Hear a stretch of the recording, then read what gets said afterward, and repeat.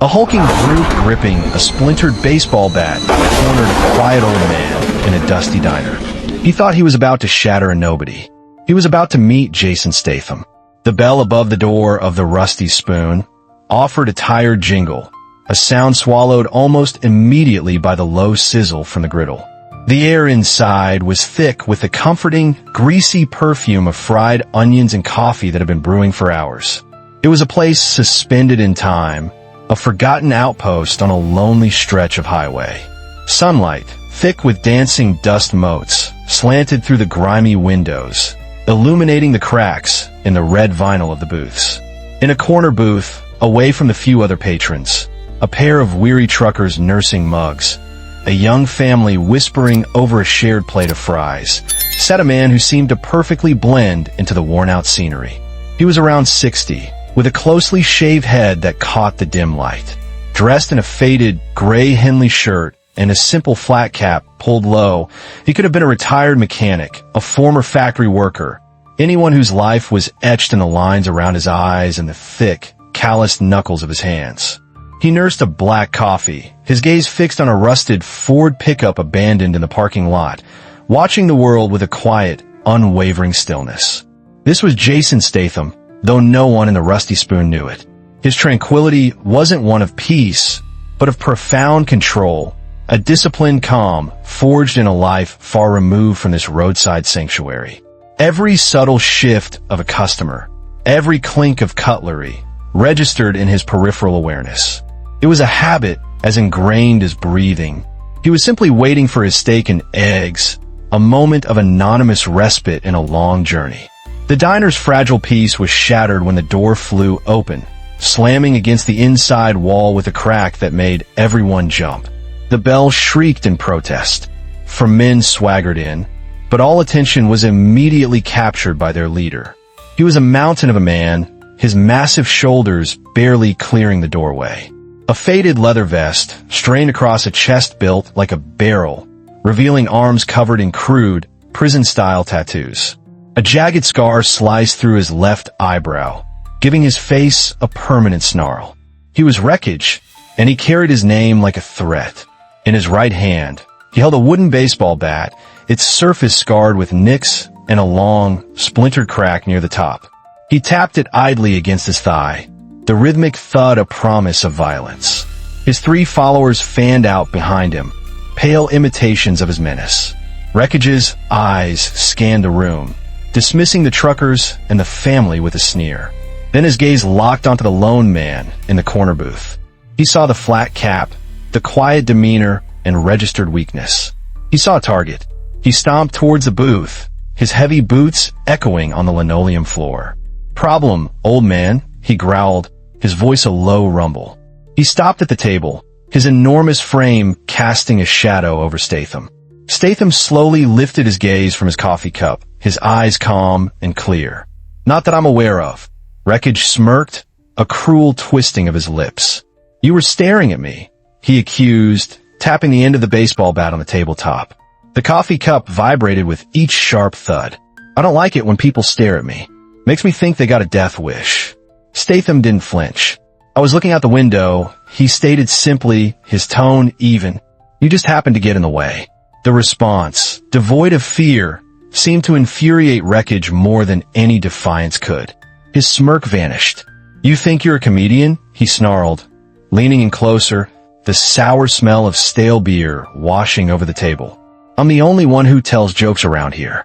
Now you're gonna apologize for your staring, and then you're gonna get the hell out of my town." The bat tapped again, harder this time. Thud! The diner fell into a tomb-like silence. The cook froze with a spatula in midair. The family in the other booth pulled their child closer, their faces pale with fear. Statham took a slow sip of his coffee, placing the cup back on its saucer with a deliberate, steady hand. His movements were economical, containing a hidden energy. "I'm not going to apologize for something I didn't do," he said, his voice quiet but carrying an unmistakable edge of steel. "And I'll leave when I finish my meal." Wreckage's face contorted with rage. He saw this not as defiance, but as an intolerable insult to his authority. "Wrong answer," he spat. He dropped the bat, letting it clatter against the table leg, and reached out with a meaty hand, grabbing Statham's shoulder in a crushing grip. His intention was clear: to haul the old man out of the booth and make an example of him. "I guess I gotta teach you some manners." His words cut off into a strangled gasp. Before anyone could even register the movement, Statham's hand had moved. It wasn't a punch or a block. With lightning speed, his fingers, those thick, calloused knuckles, shot out and jabbed with surgical precision into a nerve cluster on the underside of Wreckage's wrist. It was a move of brutal anatomical efficiency.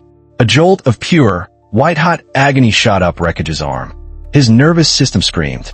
He yelped, a high-pitched sound utterly at odds with his massive size, and snatched his hand back as if he'd touched a live wire. He staggered back, clutching his arm, his face a mask of shock and excruciating pain. The brute force he relied on had been neutralized by something he couldn't comprehend. The onlookers stared, bewildered. They hadn't seen a fight. They had seen something stranger, more shocking. They saw a giant recoil in agony from the mere touch of a quiet old man.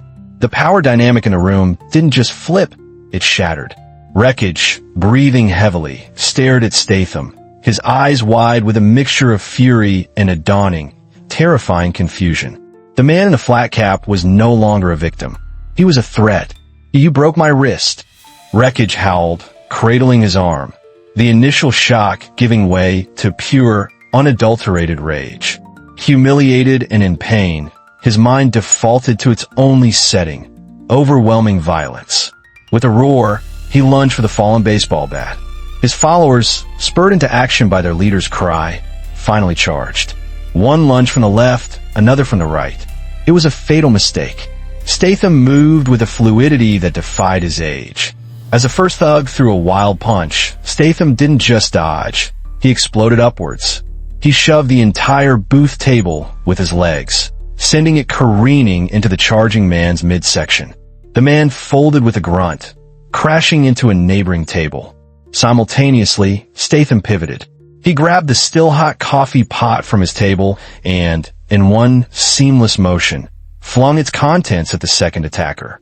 The man screamed as scalding liquid hit his face, stumbling back blindly. The third henchman, seeing his friends dispatched in seconds, hesitated. That was all the opening Statham needed. He closed the distance in a single step, drove a hard palm into the man's chest, and swept his leg out. The man hit the floor with a sickening thud, the wind knocked out of him. All of this took less than 5 seconds. Now, only Wreckage remained. He had the bat in his hand and swung it with all his might, a vicious, horizontal arc aimed directly at Statham's head. The bat whistled through the air. Statham ducked under the swing, the wind from the blow ruffling his shirt. He rose up inside Wreckage's guard, his movements a blur of controlled aggression. He delivered 3 rapid-fire strikes, one to the ribs, one to the throat, and a final, brutal elbow to the jaw. Each hit landed with a percussive, meaty thud. Wreckage staggered back, dazed, his grip on the bat loosening. Statham seized the weapon, wrenching it from the big man's grasp. Wreckage stared, his one good eye wide with disbelief, as Statham held the symbol of his power. Then, in a stunning display of raw strength, Statham brought the bat up and slammed it down over his own knee. Crack! The sound of splintering wood echoed through the silent diner. The bat snapped in two. Statham tossed the broken pieces to the floor. The act was more devastating than any punch. He hadn't just disarmed Wreckage. He had symbolically broken him. The giant stared at the shattered wood, then back at the calm, unflinching man before him. For the first time, Wreckage understood he wasn't in a fight. He was in a lesson. Wreckage sank to his knees, not from a blow, but from the utter annihilation of his will. He looked at the broken bat, the groaning men scattered around him, and the quiet figure standing over him, not even breathing heavily. The fight had been drained out of him, replaced by a cold, primal fear. The diner was a wreck of shattered plates, overturned chairs, and spilled coffee. But in the center of the chaos, Statham was an island of calm. He looked down at the defeated bully, his expression unreadable. He nudged one of the broken bat pieces with the toe of his boot. "Big stick doesn't make a big man," Statham said, his voice low and steady. yet it cut through the silence like a razor. Character does. He turned away from Wreckage, his gaze sweeping over the stunned patrons. From a booth near the front, a teenager, who had been secretly recording the entire encounter on his phone, slowly lowered the device. His hands were shaking. He zoomed in on the man's face, the image clarifying. His eyes went wide with dawning recognition. "Wait," he whispered to his friend, his voice trembling with awe. Is that Jason Statham?" Statham's head turned slightly. His sharp eyes met the teenager's for a fleeting second. It wasn't a threat, but a clear, silent instruction. The kid swallowed hard, his thumb fumbling to delete the video. He understood. This wasn't a performance. This was real. Ignoring the whispers that now filled the room, Statham walked to the counter, where the owner, a woman in her late 60s, stood frozen behind a register. He pulled a thick roll of cash from his pocket, peeling off several large bills and placing them on the counter. "This should be enough for the damages," he said calmly. He then added a few more. "And their meals." He nodded once to the speechless owner, then walked back to what was left of his booth. He righted the table, sat down, and waited, as if expecting his steak and eggs to arrive at any moment. The message was clear. He wasn't a vigilante. He was just a man who wanted to finish his meal in peace, and who had been forced to restore it. Wreckage and his crew eventually stumbled out of the Rusty Spoon, dragging their shame and their injuries with them into the fading light. They didn't look back. The town's phantom menace had been exposed as nothing more than a bully who had picked the wrong fight. That night, the story spread like wildfire, whispered in bars and retold over phone lines, each telling adding another layer to the legend. The owner of the diner never fixed the crack in the counter where a man's head had almost hit, and she kept the two halves of the broken baseball bat. She mounted them on the wall behind the register, crossed like a coat of arms. They served as a silent testament, a warning to some and a source of quiet pride for others. The Rusty Spoon was no longer just a greasy spoon diner. It was the place where a legend had stopped for coffee. Statham left as quietly as he had arrived, his steak and eggs finally eaten. He drove off into the night, just another traveler on a long road, leaving behind a small town that would forever remember the day a quiet old man taught them what true strength looked like. True strength isn't about the noise you make, but the respect you command in silence. What do you believe makes someone truly strong? Share your thoughts in the comments. And if you stand for courage, comment respect to join the conversation. Don't forget to like, share, and subscribe for more stories that remind us heroes walk among us.